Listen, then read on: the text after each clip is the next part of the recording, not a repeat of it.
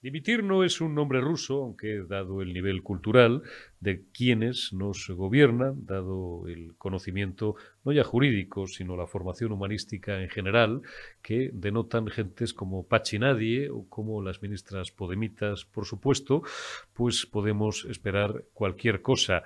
Si hasta esa ministra, hoy de Transportes, Movilidad y Agenda Urbana, antes lo que toda la vida de Dios fue el Ministerio de Fomento, de Obras Públicas y Urbanismo, una tal Raquel, ha entregado dos cabezas de dos mandos intermedios, de dos ingenieros, pero bueno, pues al fin y al cabo ha entregado, siquiera sea de forma testimonial, en forma de dimisiones de sus responsabilidades técnicas y administrativas. Cabría esperar lo mismo de un ministerio como el de Igualdad, que ha originado unos desperfectos legales tremendos. Probablemente es la reforma legislativa que más daño ha hecho, no en la historia de los gobiernos socialistas o del gobierno de Pedro Sánchez, sino en los últimos 50 años de la vida de España. Digo que cabría esperar que alguien en ese ministerio, la señora Rodríguez Pam o la señora Victoria Rosell o la propia ministra Irene Montero, asumieran su responsabilidad política y presentaran su dimisión, o que Pedro Sánchez Castejón, que es tan chulo con la derecha y con quienes se oponen a sus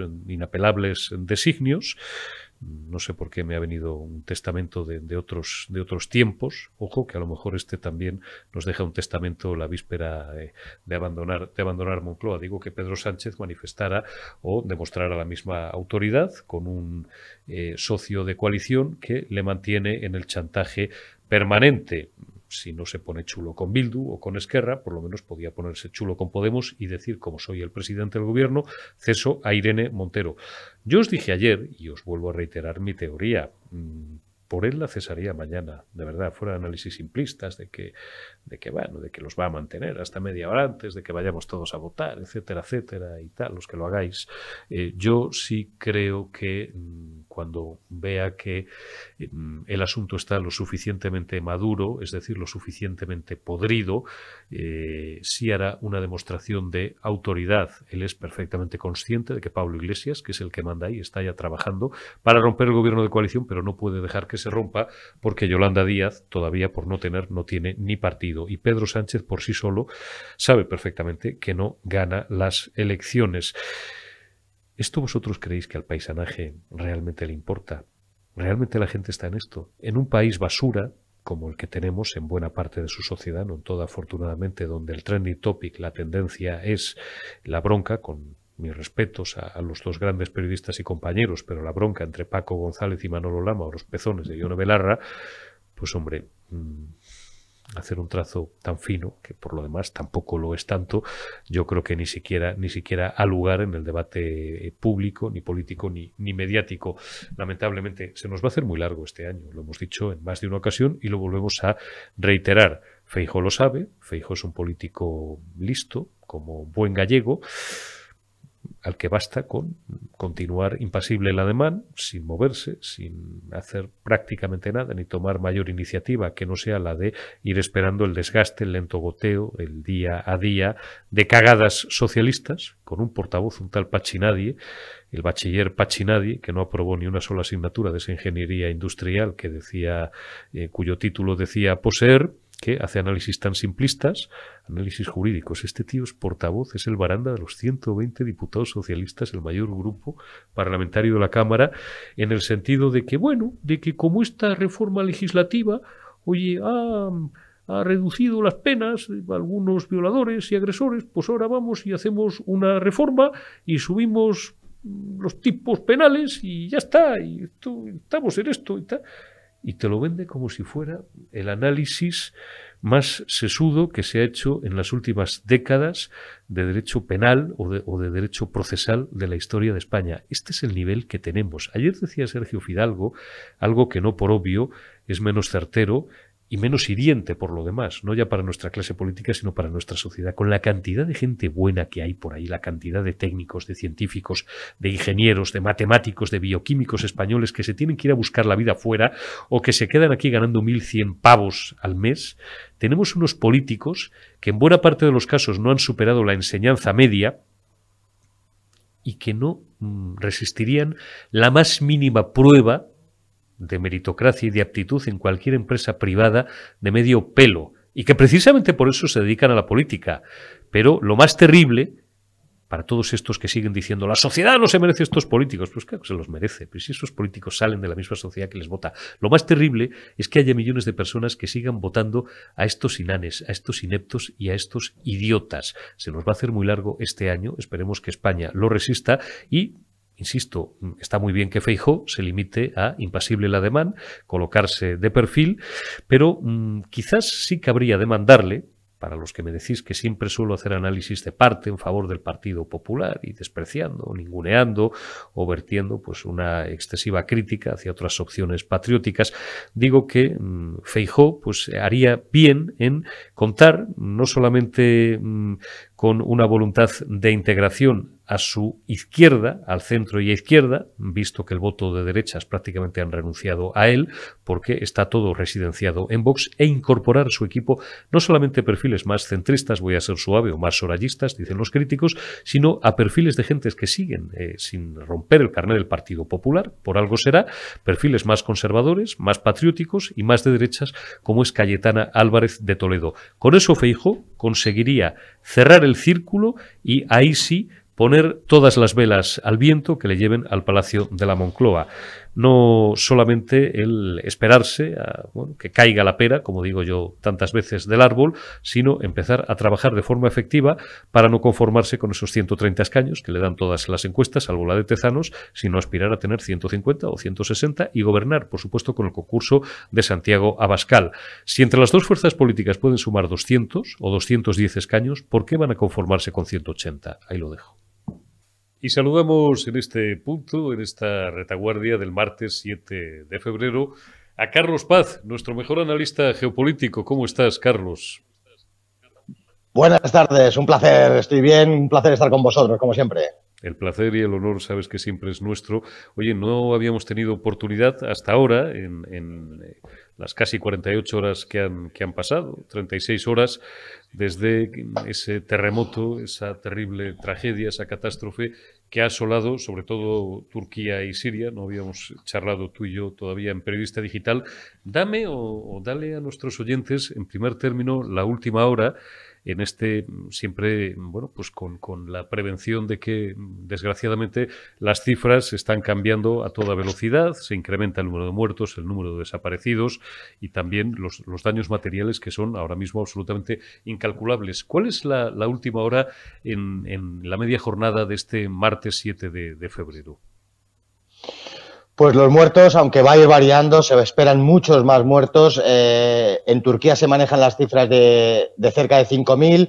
En la parte siria, con las dificultades que conlleva el conteo de muertos, desaparecidos y heridos, puesto que hay una franja dominada por terroristas que no atienden a cuestiones de conteo de muertos, y la parte gubernamental no va a dar una cifra oficial. La cuestión de Siria se sitúa en torno a unos 1.100.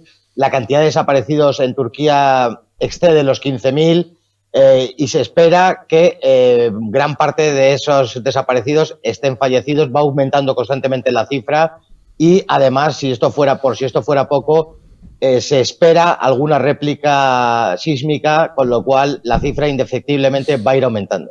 Hemos escuchado en las últimas horas, bueno, claro, el Mediterráneo da lo que da y tú lo conoces como la palma de tu mano.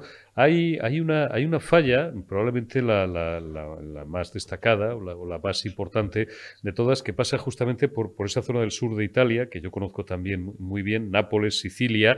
Se esperaban réplicas o hipotéticas réplicas, fíjate, incluso en Italia había alerta de tsunami, incluso también hasta las Islas Baleares, aunque esto parece más improbable porque sería ya hacerte el Mediterráneo entero, pero esto desgraciadamente puede no haber terminado, claro. No, y cuestión de los terremotos, sin yo ser un experto vulcanólogo ni nada parecido, ni experto en estas cuestiones, sí sabemos todos que predecirlo es casi imposible. He ahí uno de los grandes problemas de estas tragedias humanas. Lo que sí se notó fueron dos terremotos ayer. El primero fue de una mayor magnitud sísmica y se percibió perfectamente en Grecia, en el Líbano, en Israel. Y es que es una zona en donde confluyen tres placas tectónicas, la placa de Anatolia, la placa de Arabia y la placa africana. Y todos sabemos que parte de esa conjunción de placas tectónicas también se alarga a lo largo de este a oeste en el Mediterráneo y llega hasta Almería y Cádiz. Fíjate, hasta Almería y Cádiz. Oye, vamos con la ayuda, Carlos. Como no podía ser de otra forma, bueno, pues la comunidad internacional, otro término que nos gusta muy poco, la comunidad internacional se ha volcado desde los Estados Unidos hasta, bueno, pues un montón de países en ayudas, tanto en efectivos humanos, rastreadores. España ha enviado, por ejemplo, a soldados de la Unidad Militar de Emergencias, la célebre UME, y también, bueno, pues medios materiales, supongo que mantas, alimentos y otro tipo de dispositivos técnicos también para ayudar a la localización de personas desaparecidas o personas que siguen lamentablemente enterradas bajo los escombros. Valórame esa ayuda internacional que además no solamente ha sido destinada a Turquía, sino también a Siria. Efectivamente, la comunidad internacional, esa entelequia que es la comunidad internacional, es como siempre pasa en estas cuestiones, se ha ofrecido a ayudar. Alemania ha mandado gran materiales. España, además de lo que has contado, iba a mandar unos perros especializados en esas cuestiones de perros de rescate, pues somos una potencia.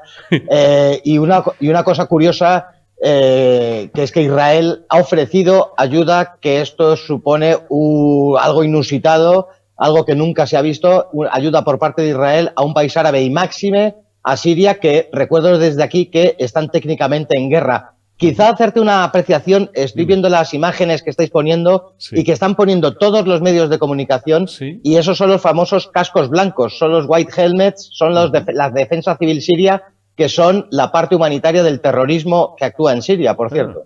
Vaya, pues fíjate, son imágenes que hemos extraído de las redes sociales. Mira, si es que tenerte es un lujo porque eres un libro abierto.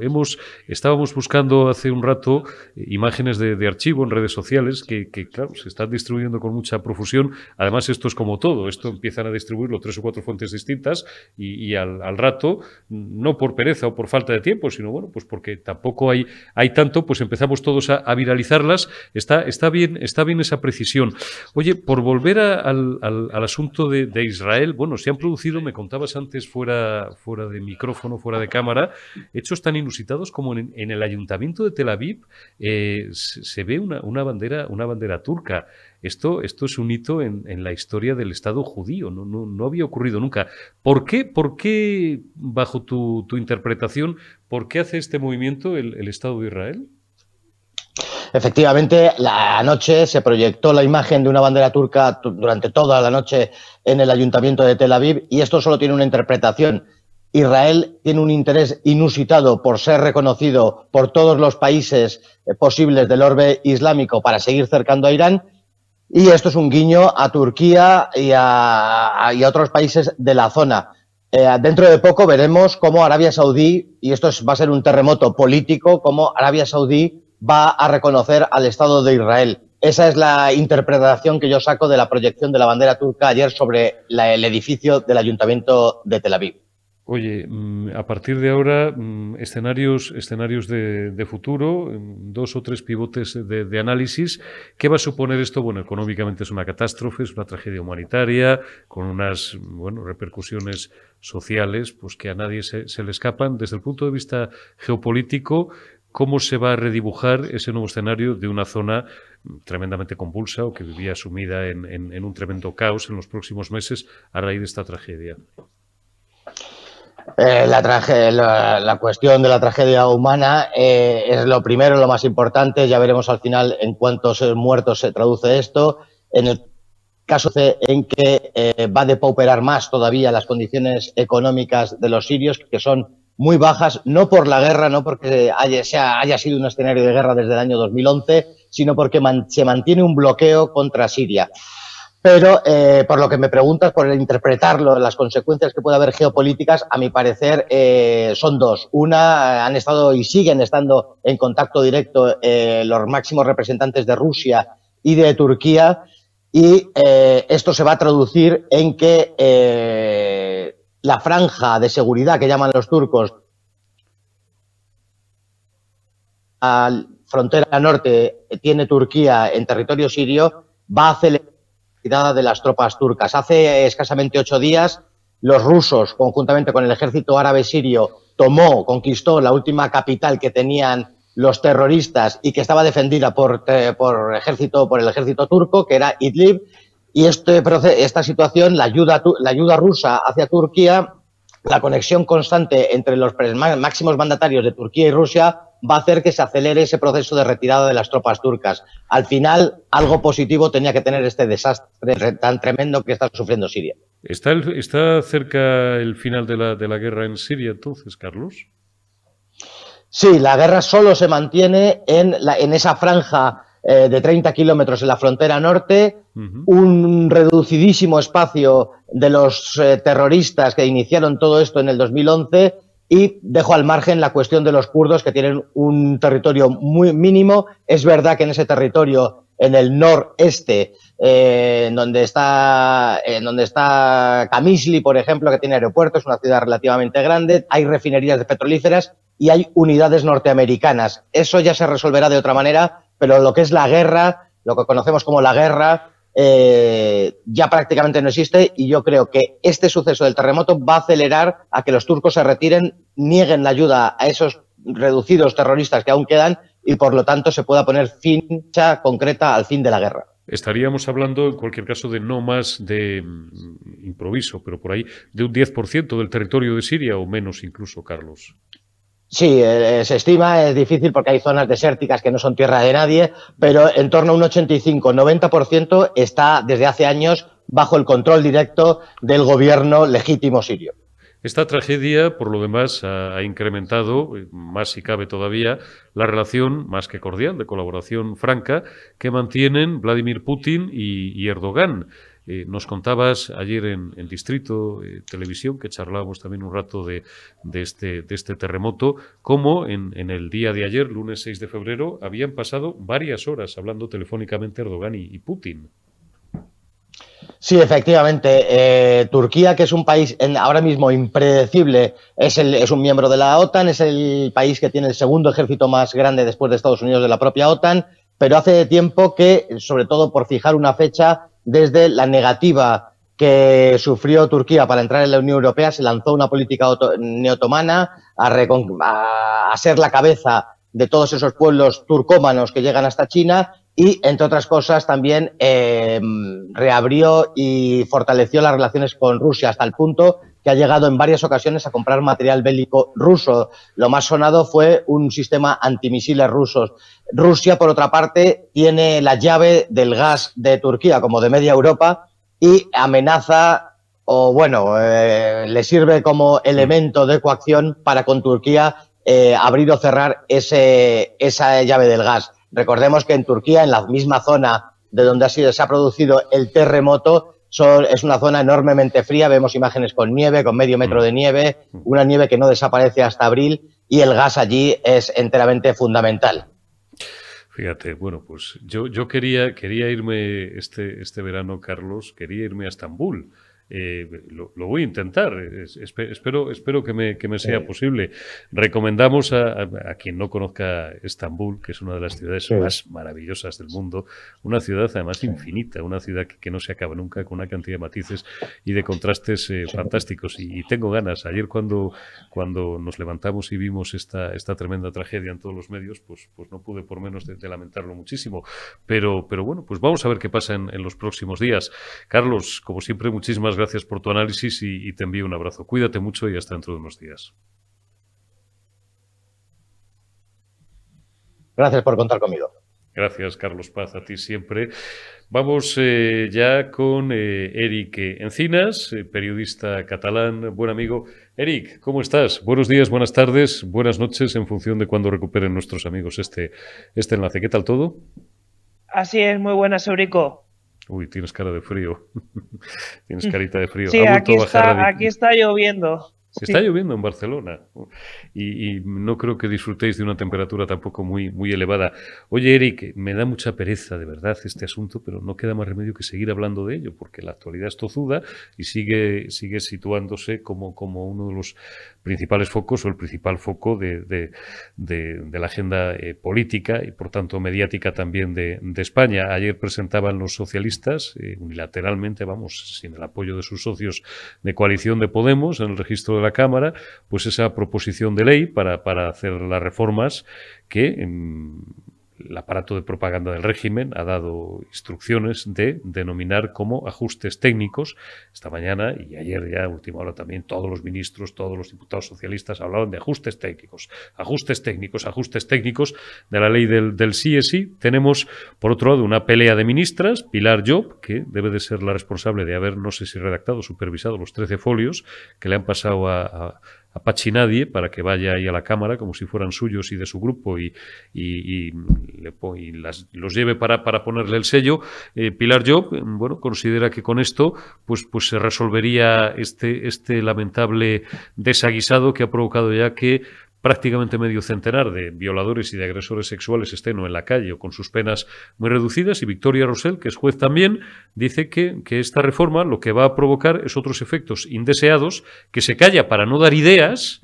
Esta es la responsabilidad de estas individuas de Podemos, que además pues son altos cargos de un ministerio fantasma, como es el Ministerio de Igualdad, y que, bueno, pues que hay que seguir con la ley que tenían. Al final, ¿esto en qué se resume?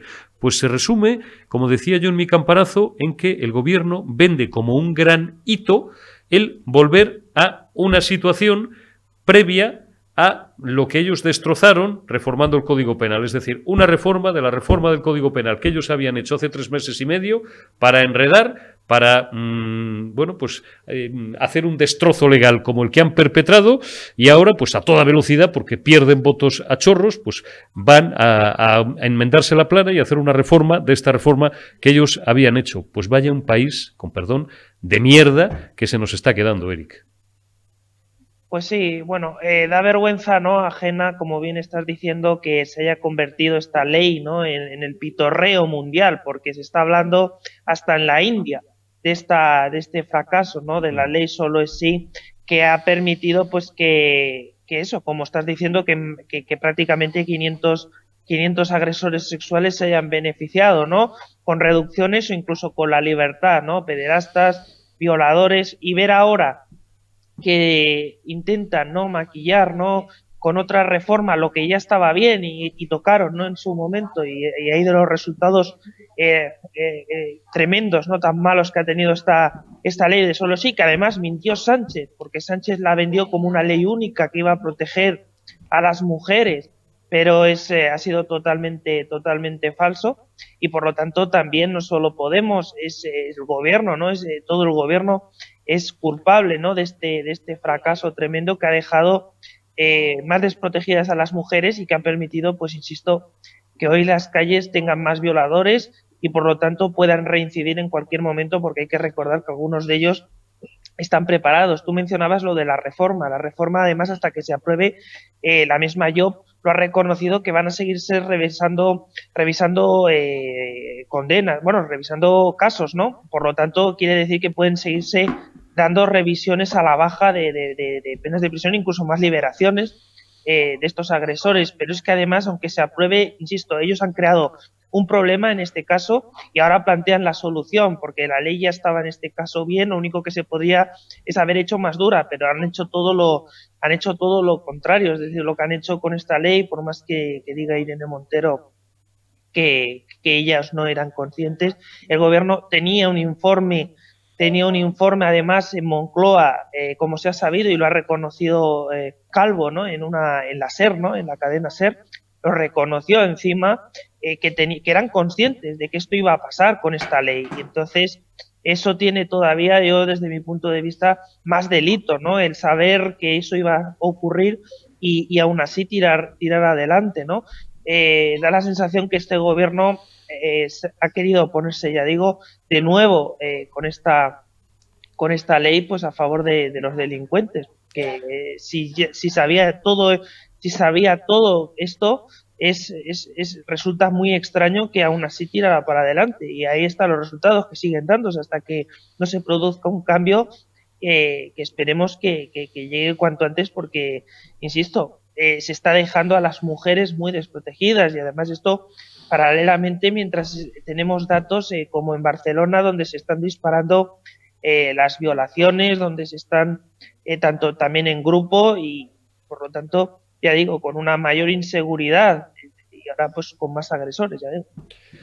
Es escalofriante el nivel de frivolidad con el que nos gobiernan estos individuos, y aquí no dimite nadie. Fíjate, hemos tenido, bueno, el bochornoso y berlanguiano, bueno, ojalá tuviera el nivel de las cintas de Berlanga, ¿no? Porque esto es cutre a más no poder. Episodio de los trenes que no caben por los túneles, y bueno, pues esa ministra a la que no conoce nadie, la tal Raquel, siempre me recuerda una canción de Café Quijano, Las llaves de Raquel. Ha cesado a 2 cargos intermedios, a dos ingenieros, supongo, y aquí paz y después gloria. Pero es que en el Ministerio de Igualdad no cesan a nadie, porque como esta es la mamá de los niños de Iglesias, que es el que manda y del que depende, bueno, Iglesias que está trabajando ya para romper el gobierno de coalición, pues son unas intocables. Ella, la tal Vicky Rosell y la tal Ángela Rodríguez, pam, pim, pam, pum. No dimite nadie. Y en este país, además, a nadie le llama la atención el trasfondo, a muy poca gente real, no ya técnico jurídico, sino político y social, de esta barbaridad que han perpetrado. Y el debate nacional, a juzgar por esa basura llamada redes sociales y los trending topics y las tendencias de todos los días, bascula entre la bronca, con todos los respetos a los dos compañeros, entre Manolo Lama y Paco González, o los pezones de Ione Belarra. Ayer de verdad era para echarse a llorar y, bueno, pues más que nunca reafirmarnos en nuestro propósito de largarnos a Portugal, no en cuanto podamos, podríamos hacerlo mañana, en cuanto una mañana nos levantemos y perdamos la paciencia. Los desperfectos electorales, por lo demás, que esto va a tener para el Figura y toda su cuadrilla, que ya no partido, son pues fácilmente imaginables. Ponme por ahí, Omar, si tienes el pantallazo de una de las últimas encuestas. Me voy a acercar al micrófono, que luego me echan la bronca, y con razón los espectadores, porque dicen que no se me oye bien. Como estamos carentes de voz, pues nos vamos a acercar al micrófono. Una de las últimas encuestas, o la última encuesta, junto con otra de 40 dBs para la cadena SER, decía en las últimas horas en el diario El Mundo que el PP amplía la distancia con el PSOE y suma más votos que toda la izquierda. Le dan 133 a Feijóo, 50 a Vox, pues nada, sumando es fácil, 183. Gracias, Omar. Y el PSOE se quedaría en 94. De todas formas, Eric, se nos va a hacer muy largo este año electoral. Pues sí, bueno, has mencionado lo de que dimitan, ¿no? Algunos de estos dirigentes políticos tan desastrosos que tenemos, pero es que yo ya ni lo pido, porque por desgracia se ha convertido en lo de dimitir. Parece que este gobierno no conoce esa palabra, no existe en su diccionario, ¿no? De hecho, en otro país de estos del norte, por ejemplo, nórdicos, pues por la mitad de las cosas, yo creo que más de la mitad por lo menos ya hubieran dimitido, segurísimo. Pero bueno, retomando la encuesta que acabas de poner, yo creo que está claro. Lógicamente se ve cada vez que más gente en todas las regiones de España pues está aumentando el rechazo a este gobierno, ¿no? A este desgobierno, mejor dicho, y la gente se está dando cuenta, es decir, se está dando cuenta de que son muchas cosas las que no van bien y que no toma en serio este desgobierno, ya digo. Entonces, bueno, la tendencia cada vez es más al alza, ¿no? Todas las encuestas dicen eso, ¿no? Que cada mes que pasa parece que se aumenta el bloque del centro derecha, ¿no? Aumenta en intención de voto, y por lo tanto yo creo que va a ser esa la línea. Lo que pasa que va a ser, como bien has dicho, un año muy largo, un año muy tenso. Vamos a ver, ya digo, un ambiente caldeado muy seguramente, porque así ha empezado ya el año, y por lo tanto pues esa va a ser, yo creo, la tendencia. Lo que pasa que también hay que ver pues hasta qué punto el gobierno va a tensar la cuerda después de las municipales, ¿no? Porque primero vienen, como sabes, las municipales, que también son muy importantes, y ver si eso condiciona también un adelanto electoral, porque en teoría debería, pero es que este gobierno, como digo, ni la palabra dimitir ni lo del adelanto lo contemplan a día de hoy. Oye, por ir a asuntos que tienen que ver con la actualidad política de Cataluña, hemos conocido en las últimas horas, tenemos por ahí también, Omar, un pantallazo, pónmelo cuando puedas, en las últimas horas un hecho, bueno, escandaloso, pues si es que ya aquí prácticamente la palabra escándalo ha perdido también todo su sentido, y es derivado de ese acuerdo presupuestario entre Illa, el ministro de los 200.000 muertos, y Per Aragonés, ese chiquitín de esa raza superior supremacista catalana, que es el endacari de ahí de Cataluña. Digo, derivado de ese acuerdo, pues se deducen algunas consecuencias tremendas, como por ejemplo que estos dos personajes han blindado las ayudas a entidades que persiguen el español. Estamos hablando de más de 2 millones de euros. Eric, ¿cómo es esto? Paridad, una cantidad millonaria. Es que decimos a veces 2,2 millones de euros. Y no es la única. Lógicamente son muchos más millones de euros los que se destinan a los chiringuitos separatistas. En este caso, en el presupuesto de 2023, que como sabéis lo ha pactado Illa, el PSC, hecho de muleta del separatismo, alargando así el mandato del actual presidente de la Generalitat de Cataluña, Per Aragonés, el separatista Per Aragonés, y en este presupuesto se ha disparado, yo me gustaría hacer hincapié en eso, se ha disparado con creces el presupuesto a las estructuras separatistas. ¿Esto qué quiere decir? Que, pues, por ejemplo, asociaciones o entidades que persiguen el español, como estaba publicando El Mundo, pues van a ver aumentadas sus cuentas de dinero a través de dinero público, más de 2,2 millones de euros, y una de ellas es la Plataforma por la Lengua, que muchos espectadores recordarán que fue la que espió a los niños en el recreo y que sigue mostrando interés por ver lo que hablan los niños en las escuelas catalanas, porque les preocupa que hablen español. Y estas son las entidades que están siendo financiadas con dinero público. Y esto es verdaderamente alarmante, ¿no? Que una lengua que es la de Cataluña también, que es la española, pues esté siendo perseguida. Y eso está ocurriendo mientras, aún así, mientras se reduce el separatismo. Pero es que el caso es que ellos han aumentado el gasto y siguen intentando mantener, ya digo, los muebles, como bien sabes, Eurico, al máximo y imponiendo su agenda al margen de que aumente o no el rechazo a una independencia de Cataluña. Has dicho una cosa y con esto ya te despido, Eric, no te robo más minutos. Una cosa, ¿tú crees realmente, porque tú tocas la calle y bueno, pues lógicamente tú eres de allí, vives allí, y bueno, pues como en otros lugares todos conocemos a gente pues de todos los palos, ¿no? Y hablas con mucha gente. ¿Tú crees que el separatismo o el independentismo o el apoyo, no solamente popular, del pueblo llano, de la gente de base, sino de profesores universitarios, profesionales liberales, incluso empresarios en Cataluña y en particular en Barcelona, ha descendido realmente? Te lo digo porque yo anoche pues me tiré un buen rato hablando con buenos amigos de Valens, de esta nueva formación política, que bueno, pues han eclosionado con fuerza y se van a presentar a las municipales. Hablaba con Eva Parera, que va a ser candidata o es candidata de Valens a disputarle la alcaldía de Colau, con Juan Arza, con Miguel Martínez y con algunos buenos amigos más, con Ángeles Ribes, que está aquí con nosotros todas las semanas, y desde fuera no se percibe esa sensación, pero vosotros ahí, tú me comentabas esta mañana, cuando charlábamos un rato a primerísima hora, preparando esta conversación, que sí percibías en la calle o en ambientes puramente profesionales y políticos, que existía un descenso del apoyo popular a esta locura estúpida del independentismo. Sí, bueno, se percibe de varias maneras. Una de ellas es el descenso, ¿no?, que tienen en el seguimiento que tienen, digamos, los medios que tienen una editorial secesionista, ¿no? En este caso, esos medios están perdiendo audiencia y eso es un síntoma de que no hay tanto interés por el tema independentista, evidentemente, como en 2017.